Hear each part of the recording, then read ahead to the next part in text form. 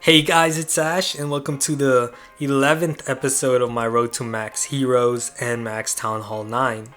Currently I have my king. He's gonna be 17 tomorrow in 18 hours, and that's gonna cost me 75,000 Dark Elixir to upgrade him to level 18. But I only have 32,000 Dark Elixir, so I really need to pick it up and get more Dark Elixir. Probably gonna have to do a hardcore farm session tonight. And that's mainly because I'm upgrading my witch to level 2, which is maxed out. That costed me 75,000 Dark Elixir.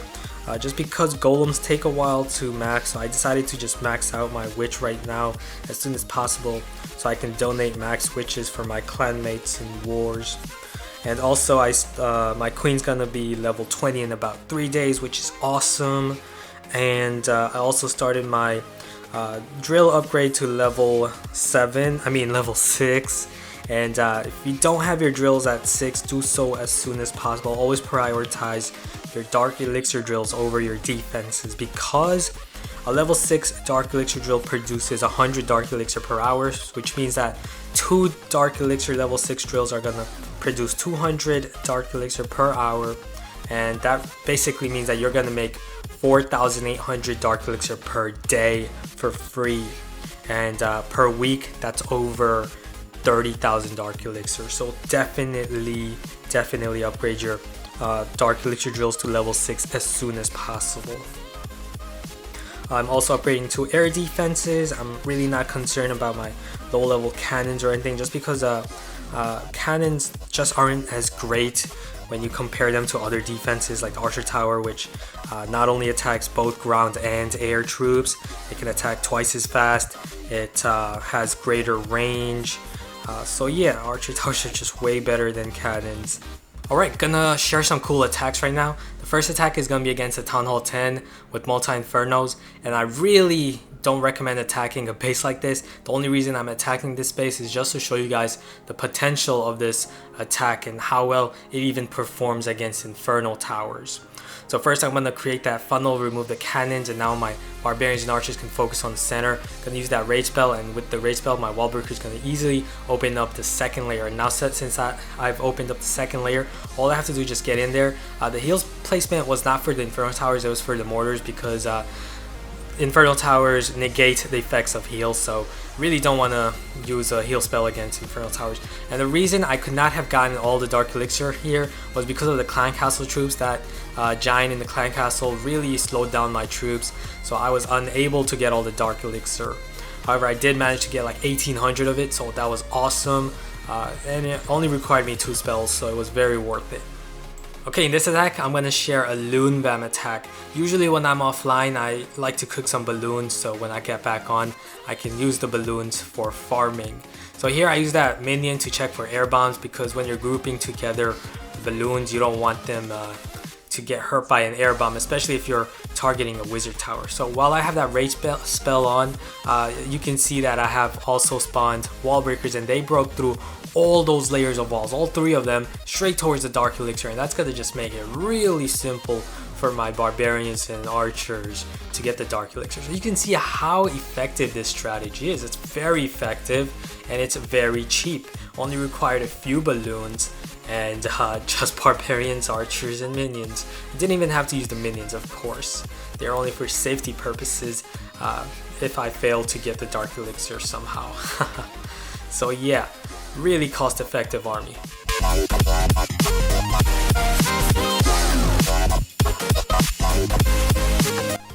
Okay, here's a very tough base. That Dark Elixir storage is centralized, protected by 2 heroes and a lot of mortars. But there's a lot of resource in this base. Just look at it, like 1 million in total resource and over 3,800 Dark Elixir. Really pay attention to the placement of my rage spell and the wall breakers. I opened up 2 sides of that same layer, and there's a very important reason for that, and that's because I don't want my barbarians and archers to all group up in one opening or else they would just go off towards the left or right. This way I can focus on the center, and with the heal spell I really saved my barbarians, allowed them to get inside the core and get the dark elixir storage. I killed all the heroes, a bunch of mortars. I killed 3 mortars, and I got over 3,800 dark elixir, and this is a dead base, so I'm going to use my 3rd heal spell right here just to get the extra golden elixir, just to make this raid a little more sweeter, just because of all the resource I'm getting. Whoa, that's a lot. Another base with a good amount of dark elixir that is spread around the drills here. Now watch the beautiful deployment here. Remove the side structures, focus on the centralized structures, and I'm going to prioritize on removing the wizard tower, since you always want to prioritize removing the exposed splash defenses first. And with that rage spell, just watch my barbarians go to work as a group, breaking through the wall, getting the dark elixir. Beautifully done. About 1,500 dark elixir was a walk in the park.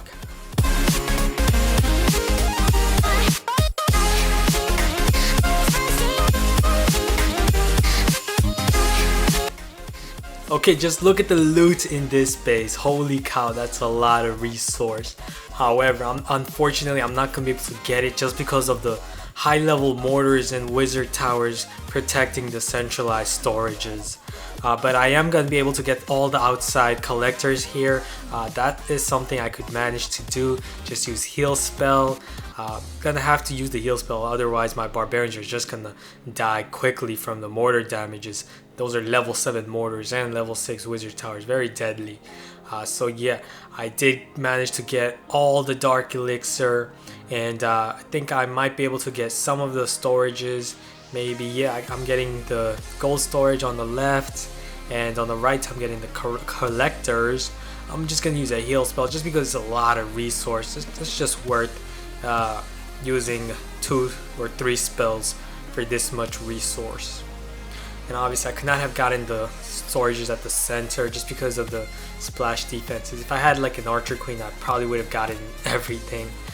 So yeah, unfortunate there, but still, that's a lot of resource. That's about 900,000 in total resource and like 3,000 dark elixir. Awesome. Okay, here's another base with lots of gold and elixir, and I don't usually share these types of raids just because there really isn't much strategy in getting the outside collectors of a base, as I like to focus mainly on the strategic aspects of the game. However, you guys have been requesting to see some of my biggest golden elixir grabs, and this does give you guys a good sense of awareness as to what types of raids you can actually find if you keep searching. Okay, we have a Town Hall 10 base here.